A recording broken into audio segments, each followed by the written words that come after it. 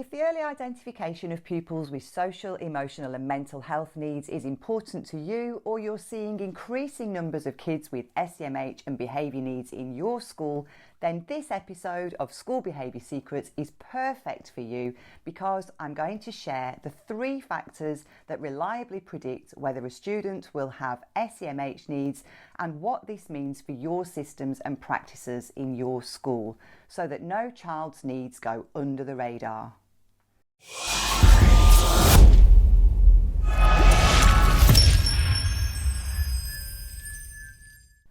Hi there, my name's Emma Shackleton and welcome to today's episode of School Behaviour Secrets. And it's a very special episode because it's also the first time that we're sharing the podcast on the usual audio format, as well as on YouTube as a video podcast.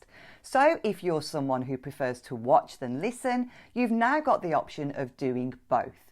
And we're also trialling a new format, which is going to be shorter and laser focused on giving you the SEMH and behaviour strategies you need to support the kids in your school. In this episode, we're going to focus on how to identify SEMH needs in school children quickly and effectively, using systems to assess their needs, whether they're big, obvious physical behaviours or whether a pupil's emotional churn is going on under the radar. You should also know that we've got a free download that supports this episode. It's called the SEND Behaviour Handbook, and that helps you to link in a simple way the behaviours that you're seeing in school to possible underlying needs. Get yours today by clicking in the link in the comments if you're on the podcast, or in the episode description or the comments if you're watching the video. And don't forget, if you find this free podcast useful, make sure you like and subscribe.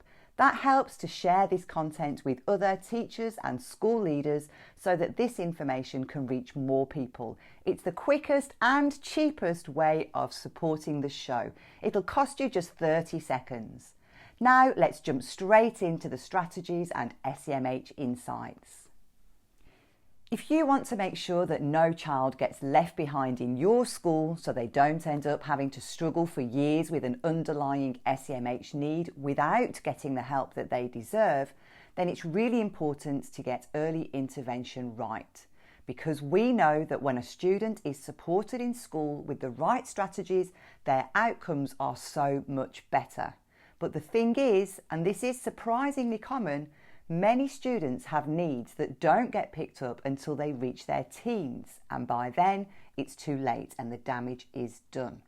And this has never been more important to get right than right now, because studies show that more and more pupils are walking through our doors with social, emotional and mental health needs. Just to put those numbers into perspective, according to the Department for Education, in the 2 school years from 2021 to 2023 in England alone, the number of EHCP plans grew by 78,000, and the number of kids that needed additional SEND support, so the kids just below the EHCP level, also grew by almost 100,000 in just 2 years. So early identification is important and urgent. If your school is seeing big increases in SEMH needs, here's the takeaway for you. In the past, identification of special educational needs was often left to the teachers. Teachers used their own skill and experience to look at the kids that they were working with and use their judgment to refer those pupils to the SENCO for additional support. But that's not going to cut it anymore, because guess what? We're all human, and our judgment and our tolerance for behaviour differs from person to person, and then kids get missed. So what we need to be doing is using data and systems much more effectively to identify pupils with SEMH needs. How do you do that?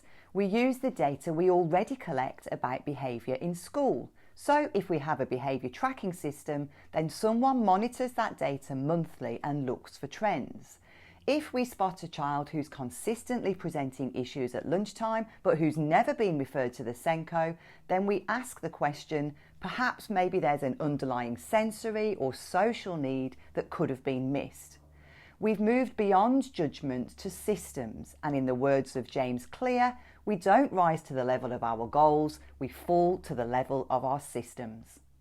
And did you know there's a key predictor of whether a pupil will have SEMH needs that often gets overlooked, and it's probably not what you think. Most teachers, when you ask them, will name factors like whether a child lives in a family where there's deprivation, or if the pupil is on free school meals, or has a sibling with a special need, or the child comes from a big family, or maybe they have difficulty academically. But although all of those factors can be a factor, they aren't the most accurate predictor. The best predictor is actually whether a child has language needs. And that makes total sense, right? If a child has difficulty with receptive language, that's listening to, processing and understanding what the adults are saying to them, then they're going to have difficulty following school rules, routines and expectations.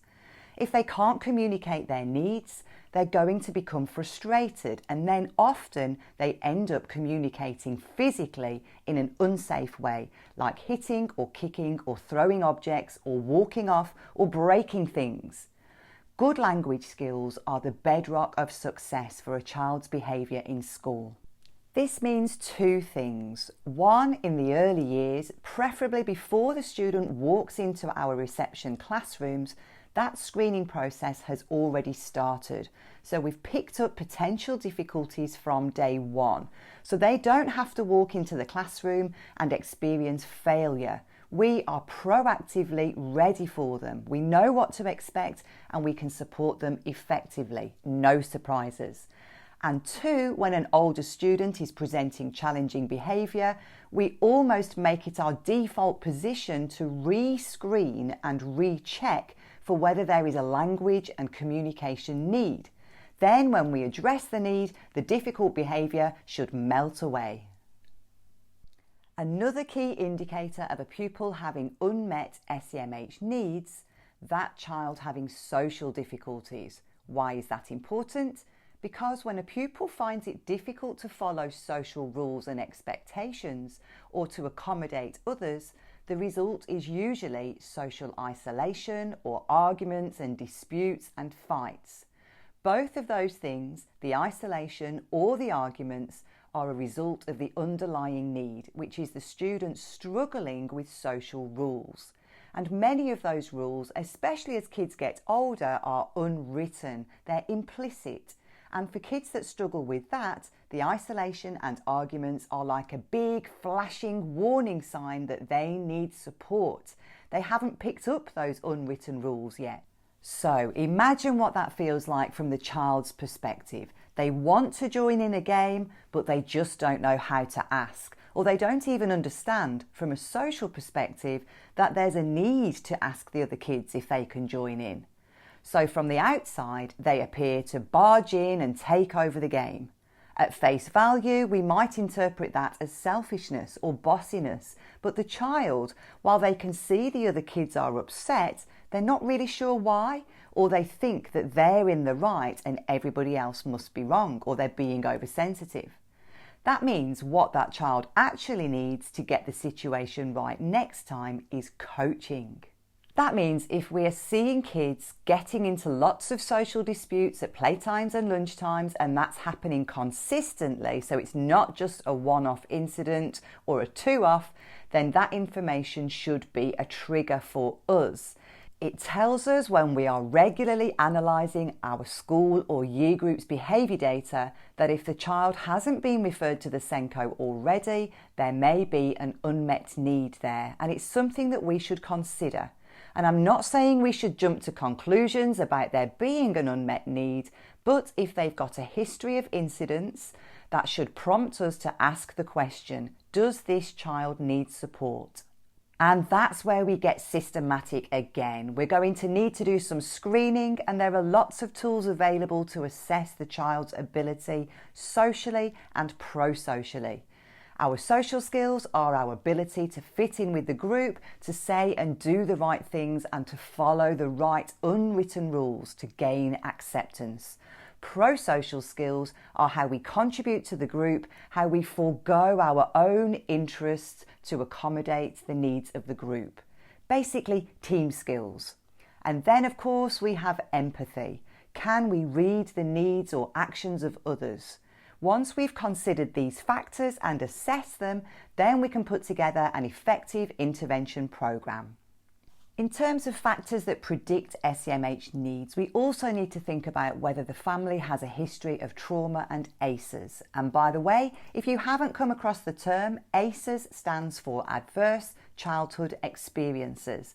Factors like domestic violence or a family bereavement or parents separating or divorcing, that all have been scientifically linked to a range of poor outcomes for kids back in the late 90s.